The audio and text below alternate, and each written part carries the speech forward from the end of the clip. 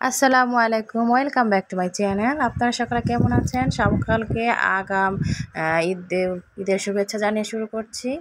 আজকে আমি সামনেই তো ঈদ, তো ঈদ স্পেশাল আমি এই যে আমের পায়েস রেসিপি আপনাদেরকে দেখাবো। তো পায়েস রেসিপিটি সবাই একটি লাইক দিয়ে তারপর দেখাটা শুরু করে দেবেন প্লিজ। আর নতুন পুরাতন যারাই সকলে আছেন সব আপুদেরকে বলছি, যারাই দেখছেন, খুবই মজাদার এই পায়েস রান্নাটাই হয়েছে। আর এই আমের দিনে তো আমের পায়েসটা খেতেই হয়, তাই না? এই যে আমি কিন্তু শুরু করে দিলাম। এখানে প্রায় 2 কেজির মতন দুধ রয়েছে।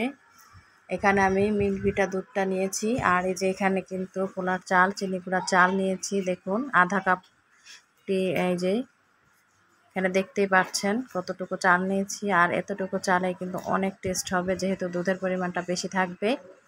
আর এই যে প্রথমে আমি কিন্তু এই চালগুলোকে প্রায় আধা ঘন্টার জন্য ভিজিয়ে রাখবো। আর ভিজিয়ে রাখার অর্থই হচ্ছে এটা ভিজে অনেকক্ষণ থাকলে কিন্তু খুব তাড়াতাড়ি চালটা নরম হয়ে যাবে, সিদ্ধ হতে বেশি সময় লাগবে না। এই যে আমি দুধটা কিন্তু প্রায় 20 মিনিট ধরে এভাবে জাল করব। যখন দেখবো হালকা একটু ঘন হয়ে এসেছে, ঠিক সেই পর্যায়ে কিন্তু আমি ভিজিয়ে রাখা চাল দিয়ে দেখুন এই যে বলক উঠে গেল দুধটা। এবার কিন্তু চুলার তাপটাকে কমিয়ে রেখে দেব, কমিয়ে রেখে তারপর জাল করতে থাকবো।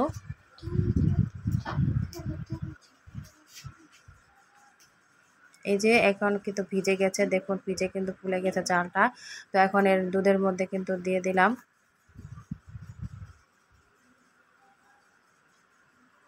এবার কিন্তু অনবরত নাড়াচাড়া করতে থাকতে হবে, যাতে করে দলা পেকে না যায়, সেজন্য কিন্তু একেবারে নাড়াচাড়া করতেই হবে। ফুটে উঠেছে, এভাবে প্রায় 20 মিনিট 30 মিনিটের মতো রান্না করতে থাকতে হবে, যতক্ষণ পর্যন্ত না চালটা একেবারে সেদ্ধ হয়।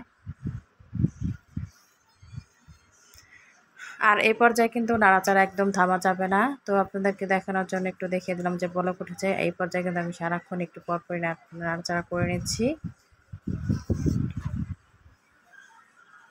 আপুরা যারা আমার চ্যানেলে নতুন আসছেন প্লিজ লাইক দিয়ে দেখতে থাকুন। আর আপনাদের ভালো লেগে গেলে সাবস্ক্রাইব করতে একদম ভুলবেন না।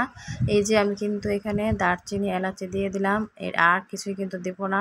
কারণ এখানে কিন্তু আমি যেহেতু এই যে আম, পাকা আম, মেডিসিন ছাড়া পাকা আম আমার বাসায় কিন্তু এটাকে আমি রেখে তারপরে রেখে দিয়েছিলাম, তারপর পেকেছে। আর সেই আম দিয়েই কিন্তু আমি এই রেসিপিটি করছি। আর এত সুস্বাদু ঘ্রাণ, যারা এখনও পর্যন্ত এভাবে আমের পায়েস করে খাননি তারা খেয়ে দেখবেন। এই যে আমি কিন্তু চিনিটা অ্যাড করে দিচ্ছি, চিনিটার পরিমাণটা একটু বুঝে দিতে হবে, কারণ যেহেতু আম অনেক মিষ্টি ছিল, সেই জন্য চিনির পরিমাণটা, যারা মিষ্টির পরিমাণ কম খেতে চান তো কম দিবেন, আর যারা একটু বেশি পছন্দ করেন তাহলে তারা একটু বেশি চিনি দিবেন। আর এখানে আমি কিন্তু দেশি চিনিটা দিলাম, লাল দেশি চিনিটা, এটা ভালো, স্বাস্থ্যের জন্য ভালো। আর সাদা চিনিটা কিন্তু অনেক ক্ষতিকর। তো এই যে এই পর্যায়ে কিন্তু নাড়াচাড়া করতে থাকবো যতক্ষণ পর্যন্ত আমটা একটু গলে গলে যায় একেবারে। এভাবে নাড়াচাড়া করতে করতে যখন দেখবো একেবারে একটা গলে এক পর্যায়ে স্মুদি ভাব হয়ে উঠবে, ঠিক সেই পর্যায়ে কিন্তু আপনাদের চুলা তাপটা নিভিয়ে দিতে হবে। এখন কিন্তু চুলার তাপটা একেবারে লো হিটেই রয়েছে, দেখুন এই যে। আর বেশি চুলার তাপটা বাড়িয়ে দিলে কিন্তু পুড়ে গেলে একটা যে ফ্লেভার আমের আর দুধের আর পোলাচ্ছের যে একটা সুন্দর ফ্লেভার, সেটা কিন্তু নষ্ট হয়ে যাবে। তাই বেশি বাড়ানো যাবে না, চুলার তাপ কমিয়ে তারপর কিন্তু রান্নাটা নেড়ে চেড়ে বারবার করতে হবে। এটা কিন্তু একটা খুব সুন্দর একটা ঘ্রাণ, আইসক্রিম ঘ্রাণ। আপনারাও কিন্তু এভাবে আমের পায়েসটা করে খেতে পারেন পাকা আম দিয়ে। দেখুন দেখেই কিন্তু বোঝা যাচ্ছে কতটা ইয়ামি হয়েছে।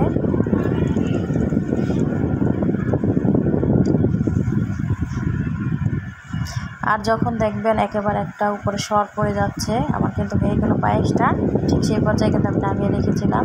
এই যে এখন একটু সার্ভ করে নিচ্ছি। আর এটা যখন আপনি একেবারে ফ্রিজে রেখে দিবেন তখন খেতে একেবারে মানে একদম শান্তির একটা খাবার। আর আমি একটু পরিবেশন করে দিচ্ছি। আর পরিবেশন যেখানে যে একটু গলে একেবারে যায়নি এরকম যে একটা আমের টুকরো থাকবে, সেগুলোকে উপরে দিয়ে তারপর কিন্তু আপনারা একটু খিচমিচি দিয়ে সার্ভটা করতে পারেন।